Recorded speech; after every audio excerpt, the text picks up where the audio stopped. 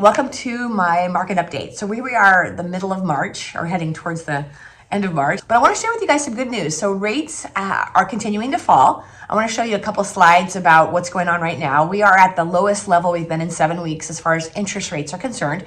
So I want to show you my first little slide here. It just shows the trajectory of where we were versus where we are. And, we're starting to see some, just basically some mortgage improvement as far as families that are trying to buy homes, which there's so many people that are so excited to jump in and buy their first home. We just helped a family buy their first home, or, downsize, upsize, or whatever the case may be. But anyway, the first slide shows the trajectory. The second slide I want to show you is the difference of where we were to where we are. So we were just over 7%, now approaching that mid-6. So we're on that downward trajectory. And one of the questions that I get a lot every day, basically, and we do not have a crystal ball at all. All we can do is base it on the market conditions. Where are we right now, and where do we propose that we'll be heading? Like, what's the prediction? So right now, I want to show you guys this next slide. The biggest question everyone's asking is what's going to happen with real estate values? What are we going to see? What are we likely to see moving forward? Again, no crystal ball, but my prediction is the same as this slide.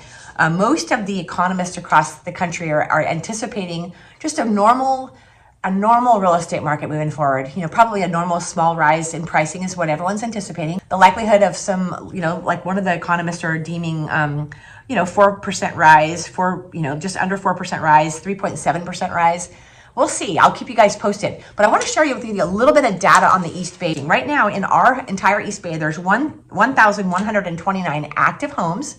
And in the last 30 days, and on an average 30 days, approximately 600 homes have gone pending. So what that means, I always like to watch the active and pending ratio, which basically what this means is how many months would it take for all of the homes to sell if there weren't any additional homes that would hit the market. So we're at about maybe a 2-month supply of homes, which is actually a very stable, pretty strong market. What the National Association of Realtors deems is anything less than a 4-month supply is a pretty good, stable market.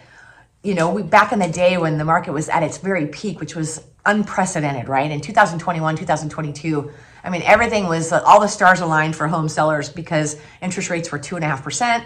Demand was unheard of, unexpected, right? During that time, during that crazy COVID time.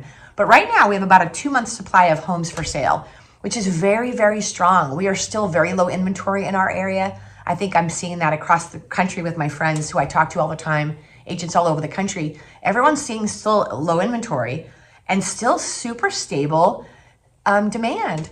So again, interest rates at the lowest point in 7 weeks. So we got some positive on the front of buying homes. If you guys have any questions, let me know. Take care, and I'll talk to you soon.